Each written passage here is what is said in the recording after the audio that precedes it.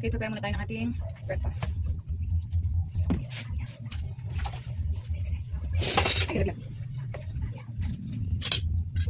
Meron akong dalawang kasamang maliit na, hindi naman maliit, batal. So, magkaiba pa sila ng prep ng itlog. Gusto ng isa, scrambled. Isa naman, gusto sa instant lahat. So, talagyan natin ng oil. Kain ko muna itong isang scrambled. Okay, ito lang. Ito rin yung aming simple na kaki. Actually, ito lang binili ko dito. So, ito lang aming breakfast. Habang ano kaya, ay, naano yung eggnog.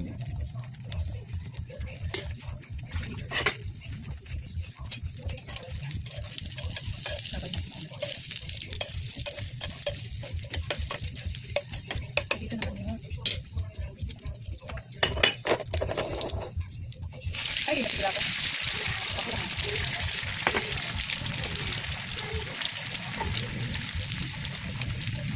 Patayin ko muna for a while.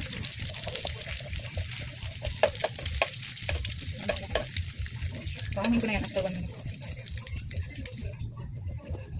Amin ko na yan. Doon mo dyan. So, this time, ang aking ipiprito naman ngayon, I'm going to fry eggplant. Dalawa na kinuha ko. Isa lang kanina yan. Pinagtagan ko. Pinagtagan ko kasi stick over sa plastic. So, ngayon lang naman nangyari. Kailangan ko.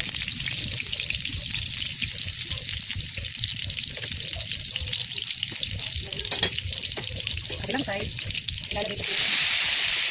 Kung pinagin ko ako dito, bakit mo yung madami? Hindi ko na ng kalbo. At saka yung mga babalog dito. Kung kahit hindi ito siya, makain ka naman. Kasi nang ito siya ng ulo.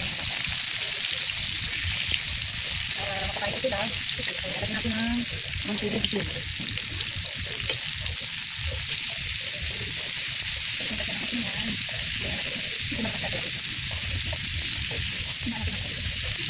Ito yung advantage ng meron kang pangkakasal.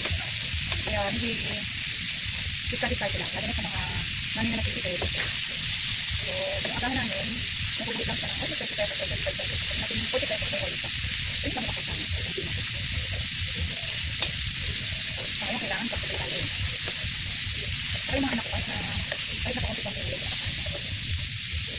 Kasi darating yung panahon, mag-enroll sila, ayun sila sa pagkakasal. So, lalo yung mga lalaki. So, kung mga puti sila na kainin yung gulay, hindi na maging paborito. Sabi mo lang na ako makain sila ng gulay, hindi yung itatabi yung gulay, dahil ayaw. Malaking bagay na nakakain sila. So, kahit nga kaunti yan. So, ito pinito, pero nilaga ko makain sila, kaya nakakain sila. So, pinito ko yan, marami silang nakakain. So, yung kamatis na pinitas ko, hindi ko na sa piprito kasi sobrang dami naman ng mantika ang magkakain. So, gamintay dito muna ang aming breakfast. Dahil tatlo lang naman kami dito, wala yung pangalan. Hindi na lang po. Actually, fresh ko pagka kapitas ko niluto ko na. Bata ko na. Dahil ka. Kaya sa mga gusto magtipid na namin dyan, kahit saan lang, sa mga sako or mga timbang sira, pwede kayong magtanim. At lagyan nyo lang sila ng, ako nang hihipa ko ng mga na-decompose na ano ng baka, dali ng baka. Para hindi nakalabaw. Para yun ang ginagawa ko sa kanila. Yung fertilizer kasi hindi kakapit. Una yung aming lupa dito, hindi ganda. So, kailangan ko pang lagyan na. Pero nakita nyo naman, isang video ko, napakadaming bunga. Matagal naman natin kasi yun, papakinabangan ko na. January pa lang, namumunga na yung mga talong na yun eh. Tapos, ang ginagawa ko sa kamatis, pag nagtatanim ako ng kamatis, ang ginagawa ko siya, batch by batch. So, una bibili ko ng mga punla. Then, pagka malaki na yung punla, siguro mga ganyan kalaki na, mga 1 ruler, bibili na ulit ako ng susunod. And then, gagawin ko, pag nakabili na ako susunod na yun, bibili na ako ng kamatis. Tapos, ipupuna ko na siya. Tamang-tamang pag tumubo naman siya, malalaki na yun, diba? Then, after na, gagawin ko ulit, kapag mga ganito nakalaki yung mga pinunla ko, pag titiga ulit ako ng kamatis sa isang side, so makikita na siya ulit. Ay, hindi kami nawawalan eh. Since nung rainy season, hindi kami nawawalan ng kamatis. Pero ng ulan, medyo mahina ang ang gagawin ko ngayon, itatanim ko sila sa lata. Sa lata malaki, yung lata ng oil. So itatanim ko sila doon. Pag tinanim ko sila doon, lalagay ko na sa may gilid ng bahay namin, yung nakikita ng araw, para hindi sila nabubulabog sa ulan. Actually, yung kamatis mahina sa ano eh. Mahina sa tubig, mahina sa ulan. So, pumunta na ako dito.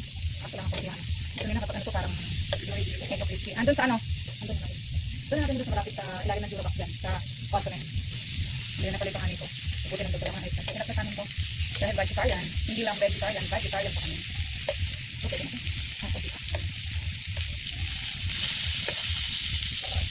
Wait lang. Okay, hello guys, for this video ito na lang muna. Okay, luto na ang aming talong at saka bot. Hindi ito kung sa parang gusto naman. Tapos patitikin ko lang. Hindi naman siya rin. Okay, breakfast is ready.